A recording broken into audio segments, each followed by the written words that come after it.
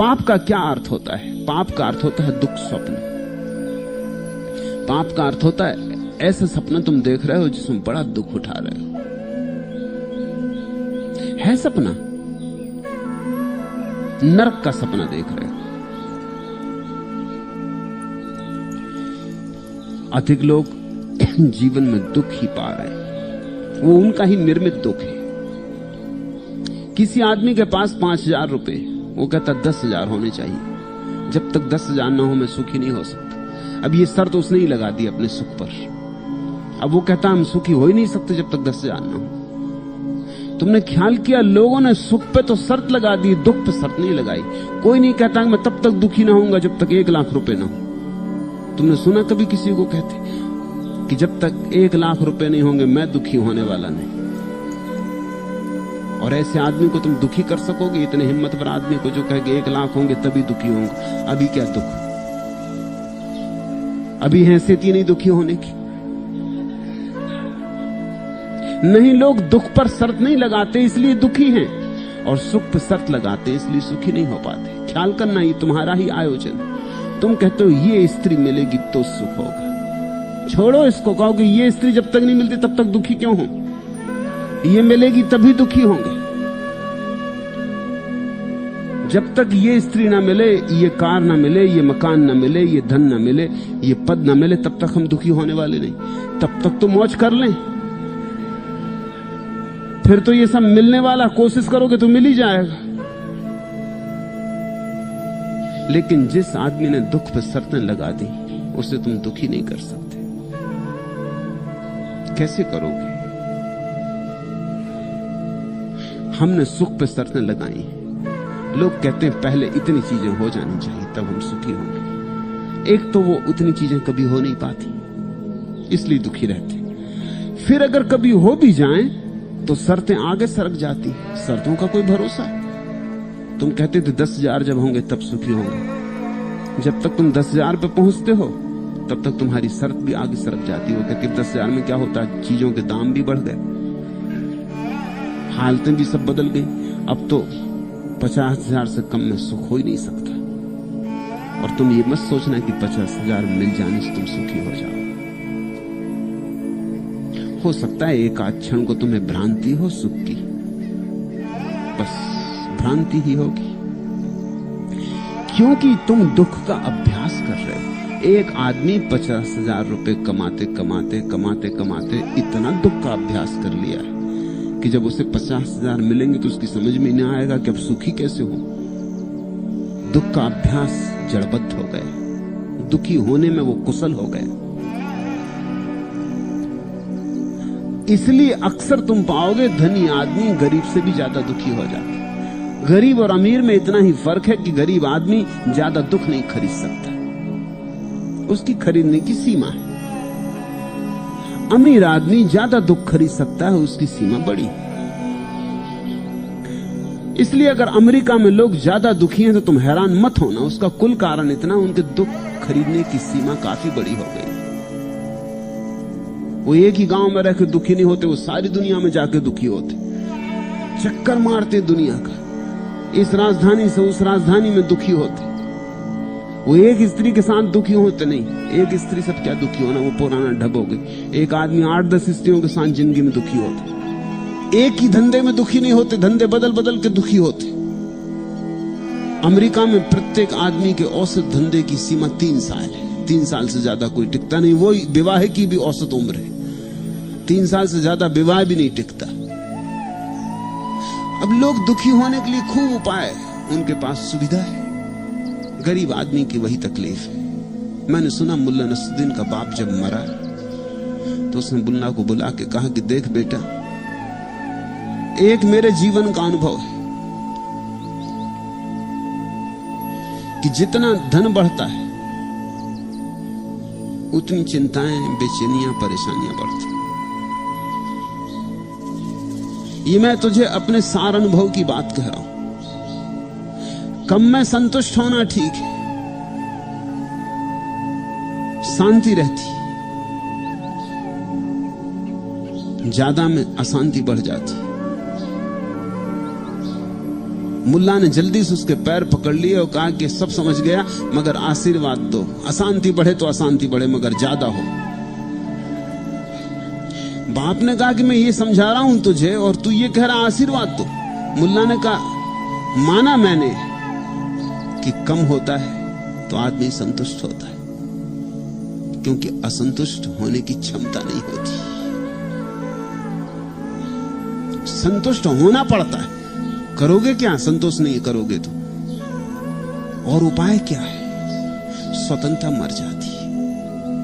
मुझे तो आप ऐसा आशीर्वाद दें कि दुखी तो होना ही है संसार में, मगर दुख के चुनाव की तो सुविधा रहे कि जो भी चुनना हो वो दुख हम चुन सके। इस स्त्री के साथ दुखी होना हो तो इसी के साथ हो सके, इस मकान में होना हो तो इसमें हो सके। स्वतंत्रता तो हो पास। मुझे आशीर्वाद दो जाते वक्त कि मैं अपने दुख चुनाव कर सकूं। दुखी तो होना ही। ख्याल रखना, लोगों ने यह मान ही लिया है कि दुखी तो होना ही है। तो अमीर ही होकर दुखी हो लें, फिर गरीब होकर क्या दुखी होना। तो प्रसिद्ध होकर दुखी हो लें, फिर गैर प्रसिद्ध होकर क्या दुखी होना। फिर महलों में दुखी हो लें, झोपड़ों में क्या दुखी होना। दुखी तो होना ही है। नहीं, लेकिन यह बात सच नहीं है कि दुखी होना ही है। दुख तुम्हारा सृजन है और सुख भी तुम्हारा सृजन है, तुम्हारी दृष्टि के विस्तार है। दुख भी तुम्हारा सपना है, सुख भी तुम्हारा सपना है। सपने के तुम मालिक हो, लेकिन तुम ये भरोसा नहीं कर पाओगे। एक दूसरा प्रयोग भी गुरजीएफ अपने शिष्यों को करवाता था। वो था अपनी स्वेच्छा से स्वप्न पैदा करने की प्रक्रिया। वो भी कीमती प्रयोग है। तुमने अब तक सपने देखे जो हुए, तुमने कोई सपना अपनी मौत से देखा? देखना चाहिए मौत से सपना। सपने में भी गुलामी। अब जिस फिल्म में बिठा दिया, बैठे हैं रात भर। ये भी बड़ी परतंत्रता हो गई। कम से कम सपने में तो स्वतंत्रता रखो। गुरजीएफ अपने शिष्यों को यह प्रयोग करवाता था। यह प्रयोग कीमती है, क्योंकि इस प्रयोग से जीवन के संबंध में दिशा सूचित हो जाती है। कोई साल भर लगता है, कभी 2 साल भी लग सकते हैं। लंबा प्रयोग है, क्योंकि बड़ी गहरी पकड़ है सपने की। लेकिन तुम अपने मन का सपना देख सकते हो। रोज रोज वही सपना सोच के सोते वक्त जब तुम्हारी चेतना खो रही है और नींद उतरने लगी, तब तुम वही सपने का प्लाट रचते रहो। वही सपना रोज रोज रोज बदल मत लेना, नहीं तो उसकी कोई छाप ही ना पड़ेगी। रोज वही सपना, एक सपना तय कर लो, बस उसी को रोज सोचते हुए सो जाओ। रोज रोज, दिन रात, महीनों वर्षों बीत जाएं, एक दिन तुम अचानक पाओगे वो सपना तुम्हारे सपने में आ गया, वो दृश्य सामने खड़ा हो गया। उसी दिन तुम्हें एक अपूर्व अनुभव हो जाएगा कि अब तक जो सपने देखे वो भी तुम्हारी भ्रांति थी कि अपने आप हो रहे हैं। अनजाने अचेतन मन से तुम उन्हें पैदा कर रहे थे। तुमने उन्हें पैदा किया था, होश में नहीं थे। अब तुमने होश से एक सपना पैदा करके देख लिया। उस दिन के बाद तुम जो सपने देखना चाहो देख सकते हो। और उसके बाद का प्रयोग है, फिर तुम सपने ना देखना चाहो तो मत देखो। पहले तो सपने पर स्वतंत्रता चाहिए कि जो तुम देखना चाहो देख सको। फिर दूसरा कदम यह है कि फिर तुम रात ही तय करके सो जाओ कि अब सपना नहीं देखना, आज नहीं जाएंगे किसी फिल्म में, तो तुम निश्चिंत होकर रात भर सो सकोगे। और अगर रात में यह संभव हो जाए तो दिन में भी संभव हो जाएगा, क्योंकि रात और दिन में कुछ भेद नहीं। तुम अपने मन के मालिक हो, मगर मालिकियत की तुमने घोषणा नहीं की। तुम घिसते चले जा रहे। तुम्हारा मन जो तुम्हें दिखाता है तुम देखे चले जा रहे। तुम कभी इस तरह के छोटे छोटे प्रयोग करो। तुम क्रोध में बैठे हो, कोशिश करो क्रोध को बदलने की। पहले तो बहुत मुश्किल लगेगा। पहले तो लगेगा ये कोई आसान बात है क्रोध को बदल लेना। क्रोध है तो इसको बदलो कैसे? तुम जरा कोशिश करना, एकांत में बैठ के हंसना, उछलना, कूदना, जरा क्रोध को बदलने की कोशिश करना। 5-7 मिनट में तुम पाओगे कि क्रोध गया। तुम हंस रहे हो, शायद इस पे हंसने लगोगे मैं भी क्या बुद्धूपन कर रहा हूं। ऐसे उछलने कूदने से क्या होगा? लेकिन तुम पाओगे कि भीतर क्रोध बदल गया। अब क्रोध की वही प्रगाढ़ता नहीं रह गई। तुम उदास बैठे, इसे बदलने की कोशिश करना। कभी तुम प्रसन्न बैठे हो, इसको उदास करने की कोशिश करना। कभी तुम आनंदित बैठे हो, इसको क्रोध में ले जाने की कोशिश करना। इस तरह के प्रयोग अगर तुम करोगे तो तुम्हें एक बात दिखाई पड़नी शुरू हो जाएगी कि सब तुम्हारे हाथ में।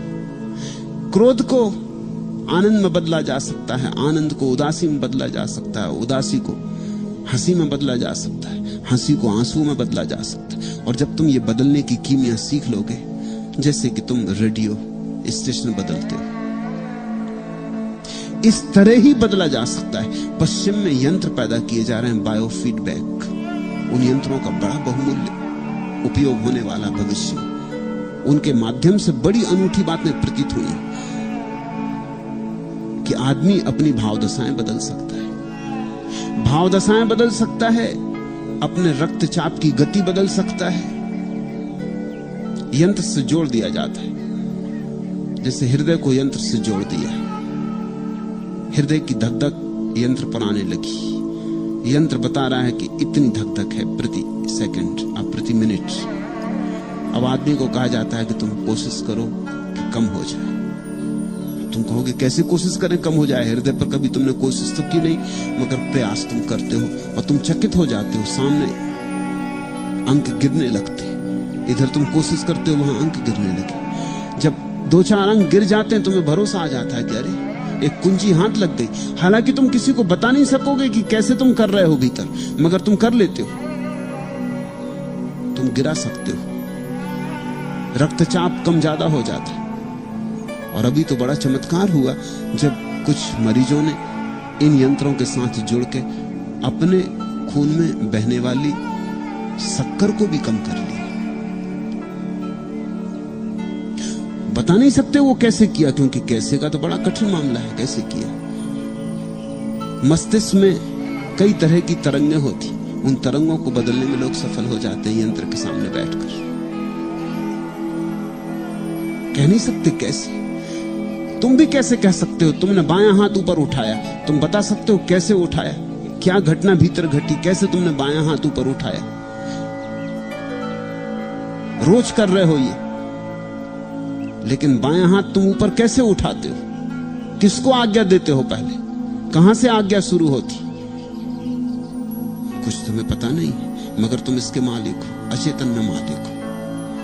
बायोफीडबैक यंत्रों के द्वारा एक बात प्रमाणित हो गई कि मनुष्य अपने भीतर की सारी भावदशाएं बदल सकता है। और यही सार सूत्र है सदा से ज्ञानियों का कि सब तुम्हारे हाथ में है। दुख तुम निर्मित करते हो। मत चिल्लाओ, मत चीखो, मत कहो कि दुनिया तुम्हें सता रही। तुम अपने को सता रहे हो।